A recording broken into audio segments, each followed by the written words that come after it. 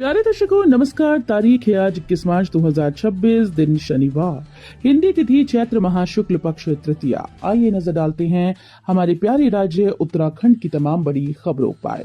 Video शुरू करने से पहले कमेंट बॉक्स में जय हिंद लिखकर हमें सपोर्ट करें। तो चलिए शुरू करते हैं। धामी कैबिनेट का हुआ विस्तार, शपथ ग्रहण होने के साथ ही नए मंत्रियों को मिला निजी स्टाफ आदेश जारी। शपथ ग्रहण होने के साथ ही सरकार ने नए कैबिनेट मंत्रियों के लिए निजी स्टाफ की तैनाती भी करा दी है। सचिवालय प्रशासन विभाग ने तत्काल संबंधित अधिकारियों को कार्यभार ग्रहण करने का आदेश जारी किया। कैबिनेट मंत्री राम सिंह कैड़ा को निजी स्टाफ के रूप में गोपाल नयाल मिले। वरिष्ठ प्रमुख निजी सचिव गोपाल नयाल वर्तमान में सचिव वित्त डॉक्टर वी षणमुगम के साथ थे। कैबिनेट मंत्री खजानदास को निजी स्टाफ के रूप में हरीश कुमार दिए गए हैं। वरिष्ठ निजी सचिव हरीश अभी तक अपर सचिव वंदना के साथ थे। वहीं वरिष्ठ निजी सचिव विजयपाल को कैबिनेट मंत्री भरत सिंह चौधरी का निजी स्टाफ बनाया गया है। उत्तराखंड पुलिस पर गिरी गाज, आरक्षी को तत्काल प्रभाव से निलंबित किया। एसएसपी की कार्रवाई से महकमे में हड़कंप। उत्तराखंड के हरिद्वार में अवैध खनन के खिलाफ सख्त अभियान के बीच सटकुल थाना क्षेत्र से कार्रवाई की खबर सामने आई। वरिष्ठ पुलिस अधीक्षक नवनीत सिंह भुल्लर ने खनन माफिया से कथित संलिप्तता पाए जाने पर शुक्रवार को एक आरक्षी को तत्काल प्रभाव से निलंबित कर दिया। एसएसपी की इस कार्रवाई से पुलिस महकमे में हड़कंप मच गया। एसएसपी ने ये स्पष्ट संदेश दिया कि जिले में अवैध खनन किसी भी कीमत पर बर्दाश्त नहीं किया जाएगा और इसमें शामिल किसी भी पुलिसकर्मी को बख्शा नहीं जाएगा। निलंबित आरक्षी को पुलिस लाइन में अटैच कर दिया गया है। मामले की गंभीरता को देखते हुए क्षेत्रीय अधिकारी सिटी शिशुपाल सिंह नेगी को जांच सौंपी गई। 1 अप्रैल से पहली बार नाइट फ्लाइट होगी शुरू। दून बेंगलुरु के बीच होगा संचालन। दून एयरपोर्ट से पहली बार रात्रि उड़ान सेवा शुरू होने जा रही है। एयर इंडिया एक्सप्रेस 1 अप्रैल से समर शेड्यूल में देहरादून बेंगलुरु के बीच रात्रि उड़ान शुरू करने जा रही है। एयर इंडिया एक्सप्रेस की फ्लाइट शाम 5:25 पर बेंगलुरु एयरपोर्ट से 3 घंटे 5 मिनट की उड़ान के बाद रात 8:30 बजे देहरादून एयरपोर्ट पहुंचेगी। देहरादून एयरपोर्ट से ये फ्लाइट रात 9 बजे उड़ान भरकर करीब 3 घंटे 5 मिनट बाद देर रात 12:05 पर वापस बेंगलुरु पहुंचेगी। अब श्रमिकों से 10 घंटे ही करा सकेंगे काम। न्यूनतम मजदूरी में बच्चों की शिक्षा खर्च का भी प्रावधान। उत्तराखंड में आने वाले समय में श्रमिकों से केवल 10 घंटे तक ही काम ले सकेंगे। इसके बाद ओवरटाइम का पैसा अलग से देना होगा। वहीं पहली बार न्यूनतम मजदूरी दर का वैज्ञानिक फॉर्मूला तय करने के साथ ही सरकार ने श्रमिकों के बच्चों की शिक्षा स्वास्थ्य का खर्च भी इसमें जोड़ने का फैसला लिया। इसके लिए श्रम विभाग ने उत्तराखंड मजदूरी संहिता नियमावली 2026 का मसौदा जारी करते हुए 1 माह के भीतर सुझाव मांगे हैं। नए नियमों के तहत कार्यस्थल पर काम के घंटों से लेकर न्यूनतम मजदूरी तय करने के मानकों में बड़े बदलाव किए गए। किसी भी श्रमिक को एक दिन में 10 घंटे और सप्ताह में 48 घंटे से अधिक काम करने के लिए बाध्य नहीं किया जाएगा।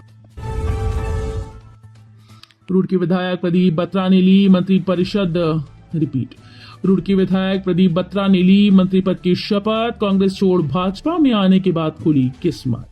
कांग्रेस छोड़ भाजपा का दामन थामने के बाद रुड़की विधायक प्रदीप बत्रा की किस्मत खुली।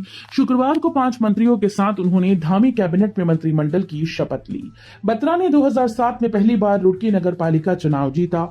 रुड़की विधानसभा सीट से 2 बार कांग्रेस के टिकट से विधायक बनने के बाद 2022 में भाजपा में शामिल हुए प्रदीप बत्रा पहली बार कैबिनेट मंत्री बने हैं।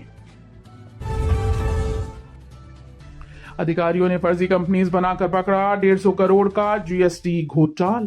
उत्तराखंड जीएसटी जांच विभाग ने टैक्स चोरी पकड़ने के लिए एक अनोखा ऑपरेशन चलाया।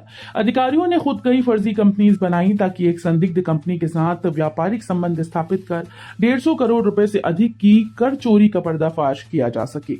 इस पूरी योजना को अमली जामा पहनाने और दोषी कंपनी का भरोसा जीतने में अधिकारियों को कई महीने लगे। प्रदेश में 1 अप्रैल से शुरू किया जाएगा राष्ट्रीय घरेलू आय सर्वेक्षण। मार्च 2027 तक चलेगा। उत्तराखंड में 1 अप्रैल से राष्ट्रीय घरेलू आय सर्वेक्षण शुरू किया जाएगा, जो सर्वे मार्च 2027 तक चलेगा। प्रत्येक परिवार की आय से संबंधित आंकड़े एकत्रित किए जाएंगे। भारतीय वन सर्वेक्षण सभागार में प्रशिक्षण कार्यक्रम आयोजित किया गया। कार्यक्रम में राष्ट्रीय सांख्यिकी विभाग के उप महानिदेशक और क्षेत्रीय प्रमुख केदारनाथ वर्मा ने बताया कि देश में पहली बार राष्ट्रीय घरेलू आय सर्वेक्षण कराया जा रहा है। गंगोत्री और हर्षिल में बर्फबारी का सिलसिला जारी। हाईवे सुक्की टॉप में वाहनों के लिए हुआ बंद। उत्तरकाशी हर्षिल घाटी में शुक्रवार सुबह से लगातार जारी बर्फबारी के कारण गंगोत्री हाईवे सुक्की टॉप में वाहनों की आवाजाही के लिए बंद हो गया। इस कारण हर्षिल के 7 गांव सहित गंगोत्री और अंतर्राष्ट्रीय सीमा का जनपद मुख्यालय से संपर्क कट गया है। गंगोत्री धाम में बर्फबारी जारी है। बीआरओ का कहना है कि बर्फबारी रुकने के बाद सड़क खोलने का काम किया जाएगा। उत्तराखंड में मौसम का मिजाज बिगड़ा हुआ है। बद्रीनाथ धाम में 2 फीट तक बर्फ जमी है। लगातार बर्फबारी का सिलसिला जारी है। मंत्री गणेश जोशी ने आपदा प्रभावितों को बांटे चेक। कैबिनेट मंत्री गणेश जोशी ने शुक्रवार को सहस्त्रधारा स्थित एक निजी होटल में आपदा प्रभावितों को राहत राशि वितरित की। ग्राम्य विकास विभाग की ग्रामोत्थान परियोजना के तहत रायपुर विकासखंड के 3 गांव के 110 परिवारों को 87 लाख से अधिक के चेक सौंपे गए। इस अवसर पर मंत्री गणेश जोशी ने कहा कि सरकार का मुख्य लक्ष्य आपदा प्रभावितों का पुनर्वास और महिलाओं की आजीविका में सुधार करना है। उन्होंने स्वयं सहायता समूहों की सराहना करते हुए कहा कि महिलाएं ग्रामीण अर्थव्यवस्था की रीढ़ हैं और आर्थिक सामाजिक बदलाव की आधारशिला बन चुकी हैं। उत्तराखंड में गुलदार का आतंक, बच्चे को घर से उठाकर ले गया, परिजनों में मच गई चीख पुकार। उत्तराखंड के कोटद्वार से दिल दहला देने वाली घटना सामने आई, जहां एक बच्चे को गुलदार घर से उठाकर ले गया। मामले की जानकारी पर परिजनों में चीख पुकार मच गई। घर से 20-25 मीटर की दूरी पर बच्चा घायल अवस्था में मिला। उसे हायर सेंटर रेफर कर दिया गया है।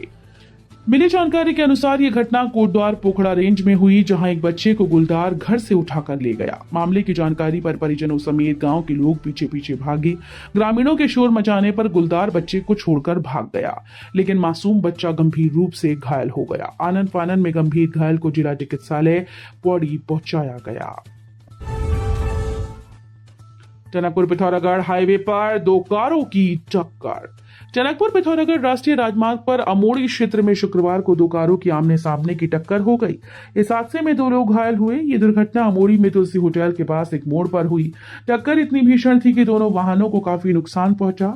दुर्घटना के बाद मौके पर अफरा तफरी का माहौल हो गया। कुट्टू का आटा खाने से 11 लोग फूड पॉइजनिंग के शिकार, 5 की हालत गंभीर। रुद्रपुर में कुट्टू के आटे से बना भोजन खाने के बाद 11 लोग फूड पॉइजनिंग का शिकार हो गए। इनमें से 5 की हालत गंभीर बताई जा रही है। सभी को इलाज के लिए जिला अस्पताल में भर्ती कराया गया। इनमें 6 मरीजों का उपचार ओपीडी में करने के बाद उन्हें छुट्टी दे दी गई, जबकि बाकी मरीजों को इमरजेंसी और अन्य वार्ड में भर्ती कर इलाज जारी है। घटना के बाद स्वास्थ्य विभाग सतर्क हो गया है और मामले की जांच शुरू कर दी गई। दूषित आटे की आशंका जताई जा रही है। उत्तराखंड में सनसनीखेज मामला, खंडहर में मृत मिला युवक, पूरे इलाके में मची दहशत। उत्तराखंड के हल्द्वानी से दिल दहला देने वाली खबर सामने आई, जहां एक 23 वर्षीय युवक की लाश खंडहर में मिली। नशे के इंजेक्शन की ओवरडोज से युवक की मौत की आशंका जताई गई। पुलिस ने शव को कब्जे में लेकर पोस्टमार्टम के लिए भेज दिया। मृतक के परिजनों में कोहराम मच गया है। मिली जानकारी के अनुसार ये घटना हल्द्वानी से सामने आई है, जहां पीली कोठी स्थित खंडहर में एक युवक की लाश मिली। मृतक की पहचान 23 वर्षीय शुभ दिवाकर के रूप में हुई। वो कुसुमखेड़ा हरिपुर नायक भूमिया विहार फेज 2 में किराए के मकान में रहता था। बुधवार शाम को दोस्त के साथ घर से निकला था, लेकिन घर वापस नहीं लौटा। परिजनों ने खोजबीन की, उसका कुछ पता नहीं चला। इसके बाद बृहस्पतिवार की शाम शुभ अचेत अवस्था में खंडहर में पड़ा मिला, जिसकी सूचना दोस्त की बहन ने फोन पर परिजनों को दी। तो ये थी उत्तराखंड की बड़ी खबरें। हम मिलेंगे अगले बुलेटिन में, तब तक के लिए धन्यवाद।